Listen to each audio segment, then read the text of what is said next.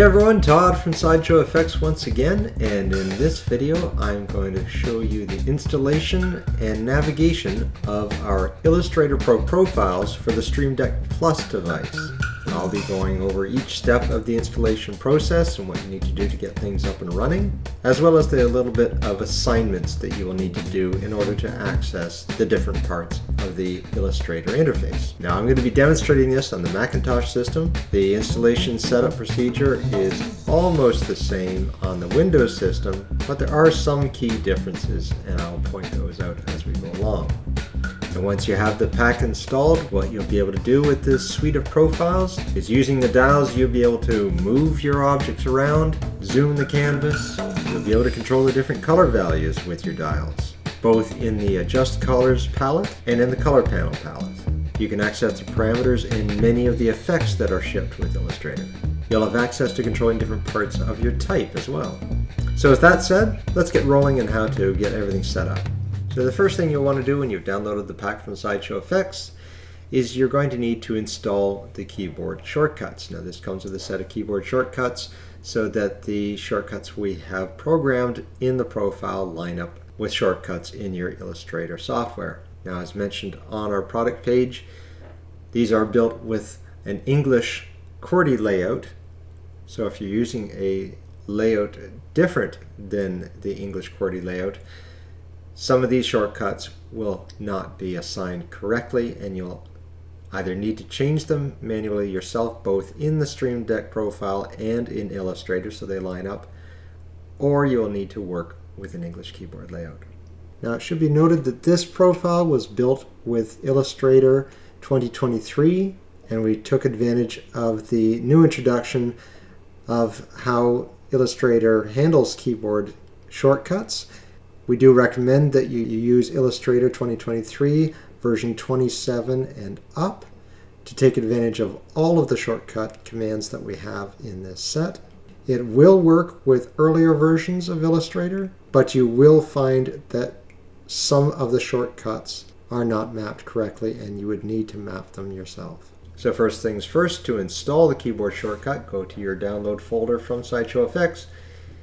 And we have a keyboard shortcuts folder here, and depending on what operating system you're in, you will be moving these files to a particular location.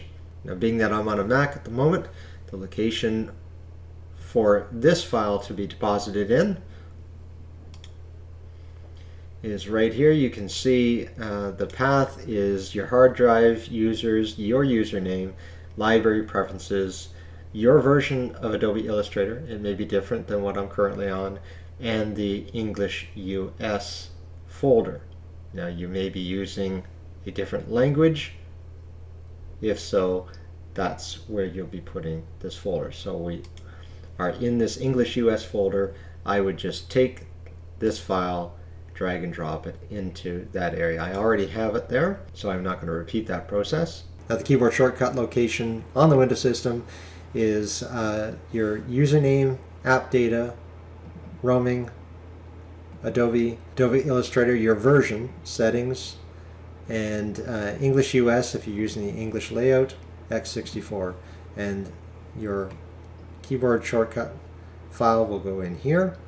Now to complete the keyboard shortcut installation, we will now restart Illustrator or start it up if it wasn't already open, and you'll go to Edit, Keyboard Shortcuts, and it will appear in this drop down menu. Just make sure you select that and that it appears in this dialog here and say OK, and now the shortcuts that we have assigned in the profile will line up correctly with the shortcuts in your software.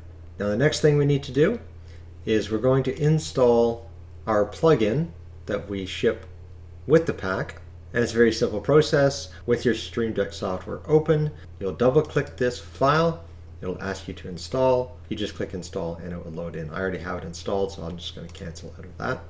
The next step is we have this folder called Trevliga Spell. These hold some graphics that will appear on your dial strip of your device. And this folder needs to be located in your Documents folder.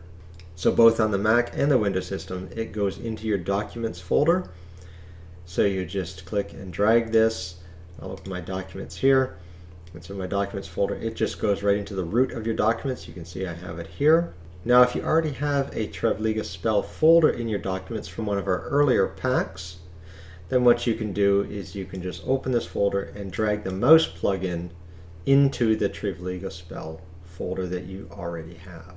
All right, and the next step is we're going to import the profiles themselves. Now you'll see that I've got a Windows and Mac set of profiles.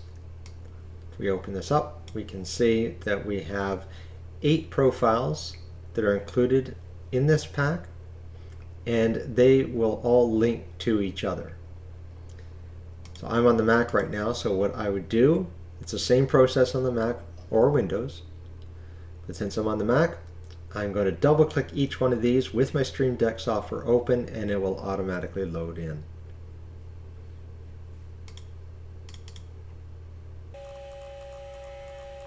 And there you have it. Once you have all 8 loaded in, you can close this up. Now that we have 8 separate profiles loaded in, and we can check that by clicking on our gear icon and going into our profiles, and we can see they're all loaded here. Now we're going to navigate to the main profile. This profile allows us to link directly to the other 7 profiles in this suite. Now these are really only switch profile keys, each of these. So when I click on one, we can see it's a switch profile key, and it's going to point by default to a default profile in your system. We want to redirect this to open up the edit profile that we just imported. So we're going to click on the profile drop down and we'll select edit. And we'll do the same thing for the other 6 here. We'll go to object, object profile, type profile, select profile, effect, view, and window is window. Now we have successfully assigned each of these keys to the correct profile that will open when we press this key on our device. So if we go over to our device, we can see with the edit key, for example, pressing edit will open up that edit profile for us. Now you can see we have a home key here, and this is designed, it's also a switch profile. This is designed to take us back to where we were, back to the main. So as you can see, it also comes in linking only to the default profile, so we need to change this to tell it to go back to our main. So we'll click on this and go to main. Now when I go to the device and click on the arrow, it brings us back to main. So now we complete the loop. And we can do this for the other 6 profiles that we have here. Click on the home button, or we'll go to main.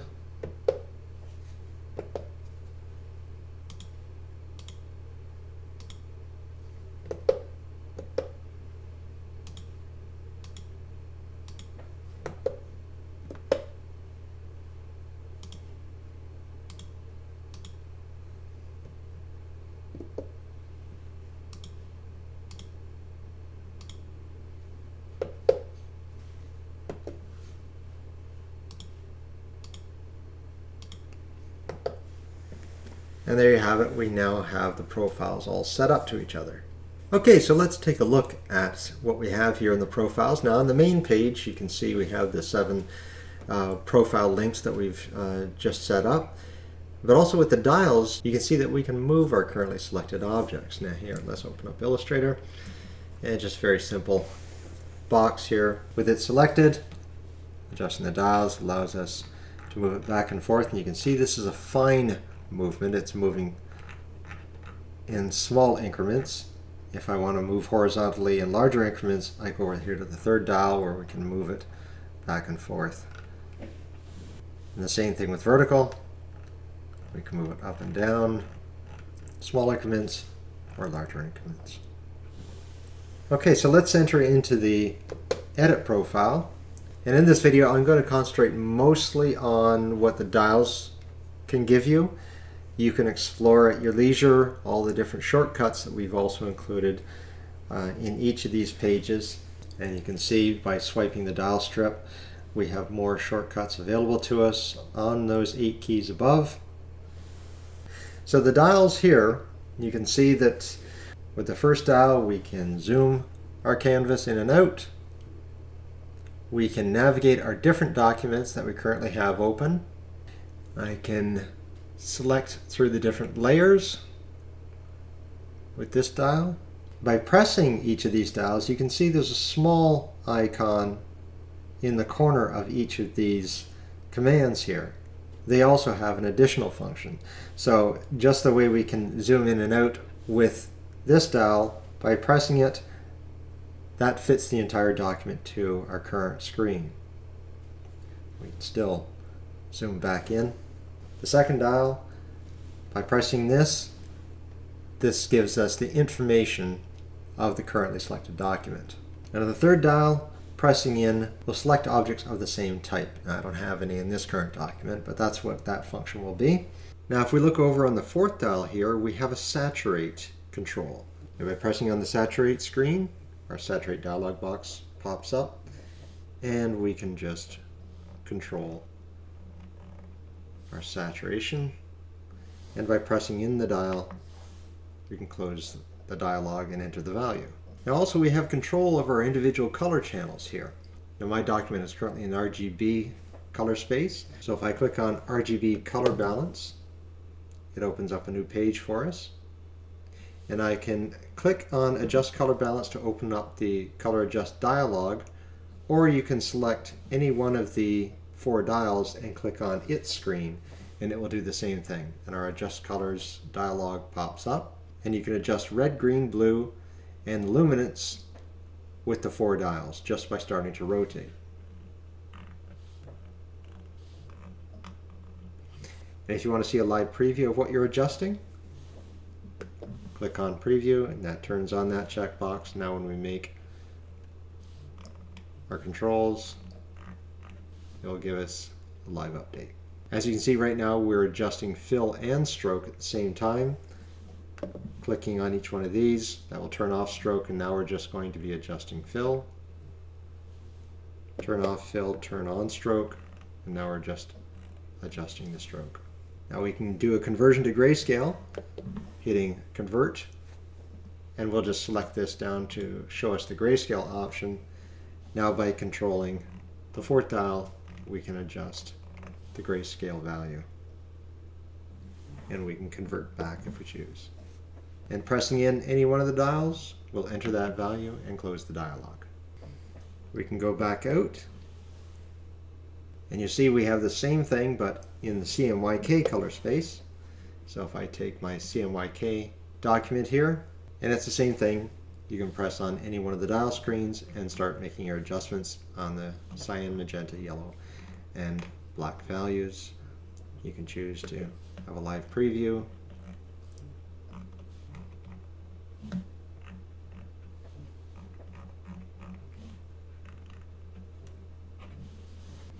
And then press to enter the value. Now if we go back out, you'll see that we also have CMYK and RGB. These are allow us to adjust in the color panel themselves. Since we have our CMYK open, we'll jump into the CMYK color panel page, but the color panel does need to be user assigned. And how we do that, it's a very simple process. First thing you want to do is have your color panel open and try and choose a location where your color panel is not likely to move, because what we're doing is we're recording the XY coordinates on your screen of where each of these 4 sliders exist. So every time you want to use these dials, you want to make sure that these parameters are in the location that you recorded them at initially. So how we record is we're going to position over any part of the bar of cyan here, and I'm going to press and hold on the cyan dial screen, and you'll see a location saved dialog comes up. And now by rotating this dial, I can adjust the cyan in my color panel. We'll do the same thing for the other 3. Position over the magenta bar, press and hold until it says location saved, the yellow, and the black. Now I can jump between all of these and make my adjustments as I need. If you change your mind and you want the color panel in a different location, you will have to reset those locations that you just did. But as you see, it takes just a few seconds just to set them.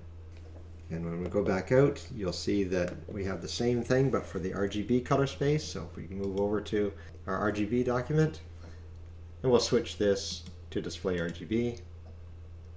We'll mouse over the red part of our color panel, the green, and the blue. Now those are available for us to make adjustments. And if you want the grayscale, we'll pull open the grayscale part of the color panel, mouse over the slider for grayscale, press and hold, and now we can adjust our grayscale. Let's just quickly go back to our RGB. And one other thing, and this is also available in the CMYK color panel, and that is we can make our adjustments. And you can see I'm making the adjustment on the fill part of my selected image. If I want to adjust the color of my stroke, I press in any one of these dials. That will switch us to now being able to control the stroke. Press on any dial, now we're doing the fill. Now once you've recorded your positions, it may be possible that you would mistakenly reassign the position. So let's say my mouse is off somewhere else here, and for whatever reason I might press and hold on this just a little too long. Now I am not adjusting my red value anymore. My green and my blue still work, but my red got changed. Well, let's just quickly reset that. So now it's correct again. But we can lock these positions so that doesn't happen. We can go to our Stream Deck software, click on the dial, and you'll see that you have some options underneath here, and you see you have a locked position. So by clicking on this, if I press and hold on this, you can see it gives us a locked message indicating that that position is locked and I can't save it, and it retains its value. Now if I want to change that, if I move the color panel to a different location and I want to re-record my color position for the red, go back to the software, just uncheck this, and then you'll be able to reset it. And that's the same for all of these buttons here. All right, so we can bounce back out, and that's the navigation of our edit profile.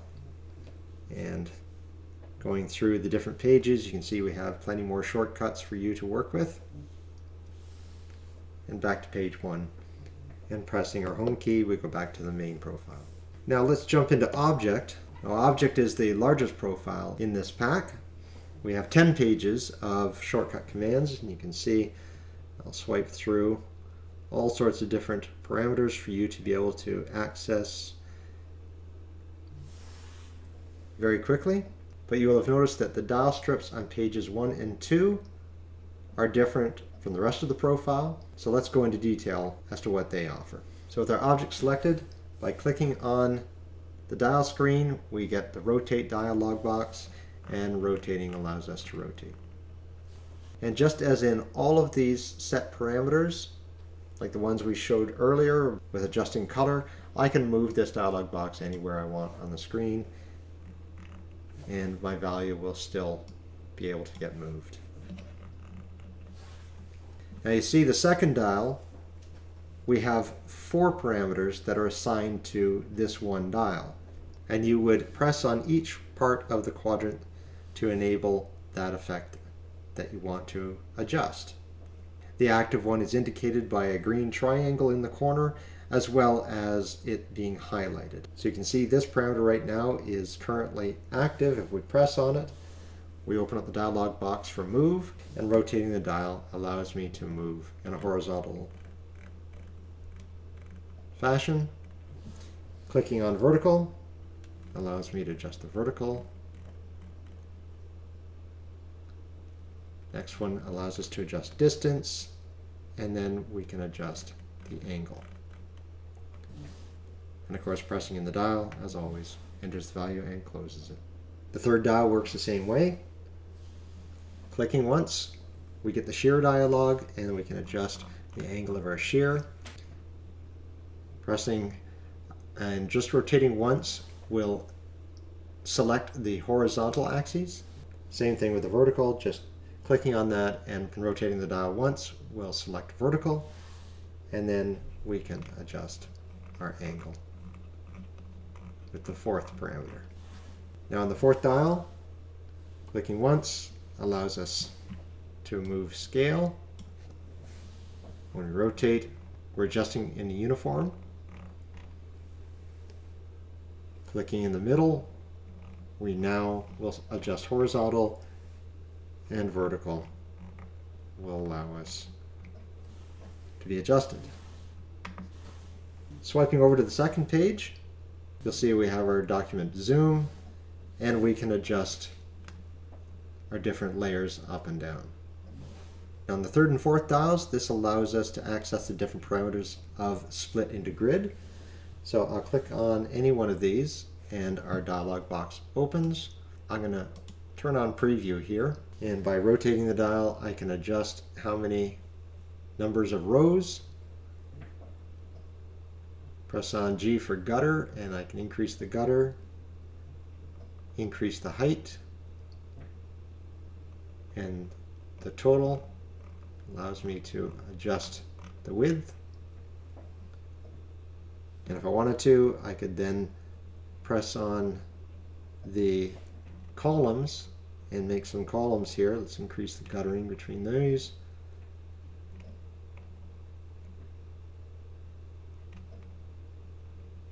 And pressing in enters the value. On page 3, you can see we've got the zoom and the layer, and this is the familiar dial strip layout that we saw initially. And that is the same dial strip for the rest of this particular profile until we go back to the main page. Now let's move into the type profile. This gives us all the controls we need to work with our type in Adobe Illustrator. We have our familiar zoom dial, and the next one over allows us to adjust our font size. Third one allows us to adjust the point size of our text. And now the fourth dial allows us to control different parts of the character panel. Now, just like the color panel, you want to make sure that your character panel stays in the same location you're going to record these positions in. So once you've decided that this is the location that is unlikely going to change, you can position your mouse over the font selection, press and hold on the font, and now we can adjust to any font we want to choose. Now let's mouse over the font. We're not doing the font size here because we have dedicated dials 2 and 3 to font size and point size. So we're going to move to the leading.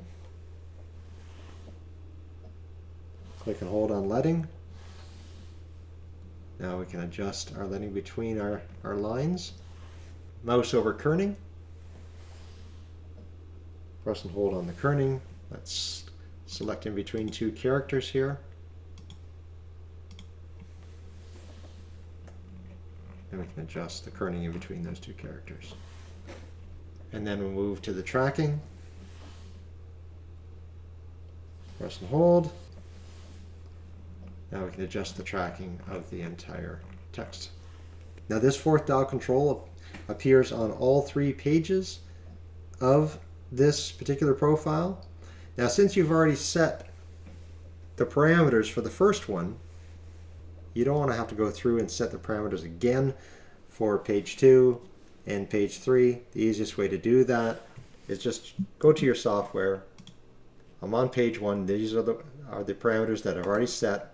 I'm right clicking, copy, go to page 2, right click, paste, page 3, right click, paste. I'm on page 3 right now, so I can click on my font, my leading.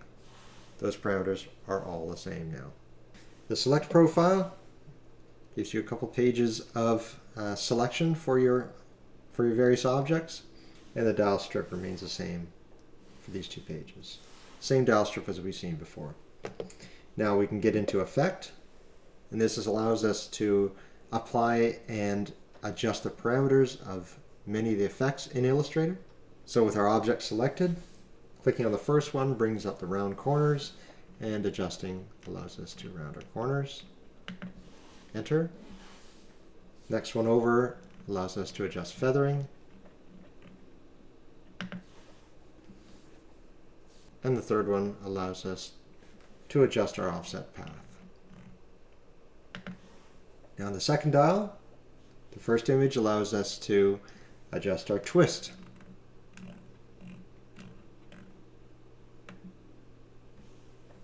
Next one over allows us to adjust pucker and bloat.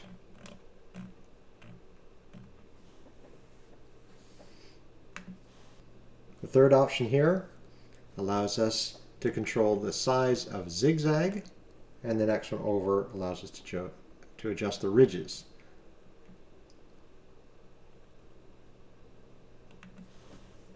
Now on the third dial, we can adjust the roughen size. Next dial over allows us to adjust the detail of the roughen. And beneath that, we can work with tweak. Both the horizontal and the vertical can be adjusted.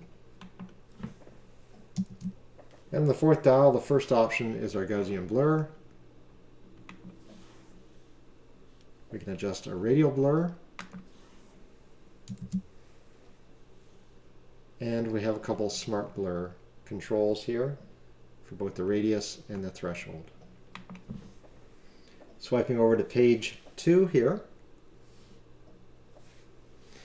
we can adjust all the parameters of our drop shadow. So I can adjust the opacity. Clicking on X allows me to control the X offset, the Y is the Y offset, and the BL is blur to apply our drop shadow, and pressing to enter. Second dial allows us to control the inner glow. The opacity is the first one, and the blur is the second. And beneath that, we have outer glow. We can make an adjustment on the opacity and the blur of the outer glow. On the third dial, we have control over the scribble options, so I can adjust angle, the path overlap, the variation, and the stroke width. On the fourth dial, we have access to the warp option, so we can change what kind of warp we want to work with, adjust the bend value, and the horizontal and the vertical adjustment. Moving over to page 3, this is the only page in our pack that differs between the Mac and Windows versions. I'll show you the Windows one in a second, but you can see that we've got a series of sliders here. Now how these work is, let's say we've applied one of these effects, let's say neon glow, and you can see we have a couple of sliders that we could adjust here. We have glow size and glow brightness. Now I can assign those sliders to any one of the dials I choose here.